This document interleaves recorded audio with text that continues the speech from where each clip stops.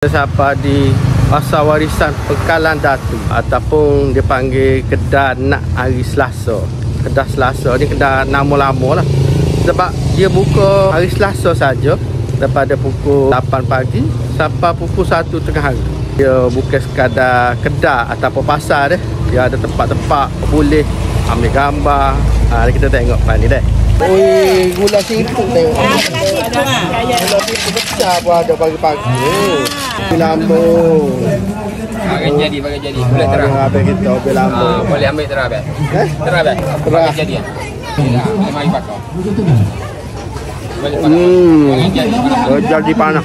Sini ada juga Su Tonggek Kitchen. Wih, ada nasi lemak, tocu bergedil, ayam cheese jebok. Wih, ada kat ni.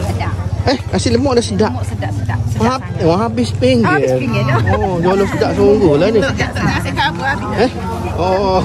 Marilah tak mari rugi. Ada apa sini? Nasi lemak, tahu bergedil, ayam Korea, ayam ci, ada belakang. Ada belakang. Hari Selasa. Hari Selasa, setiap hari Selasa deh. Pakat mari-mari belakang deh. Nasi belauk, nasi daging, nasi bergabu, gula ayam. Ayam pedas. Ayam pedas mak cik kata. Ayam pedas ni. Bagi-bagi banyak ni. Api dah tu mi. Nasi kabur ke apa? Warisan. Tahun 70 lagi. Yo.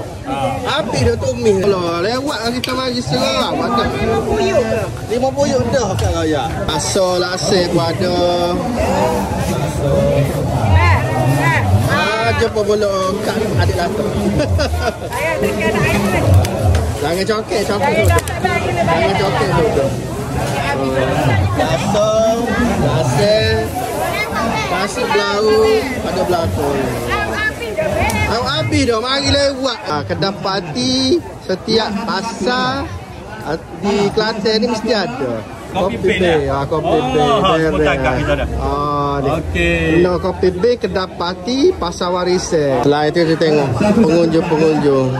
Setiap hari Selasa ni penuh orang ni. Sini kita ada tempat berambil gambar. Sini ada perahu kolek juga, sama dengan di Pasar Pelancongan Pekalan Datu.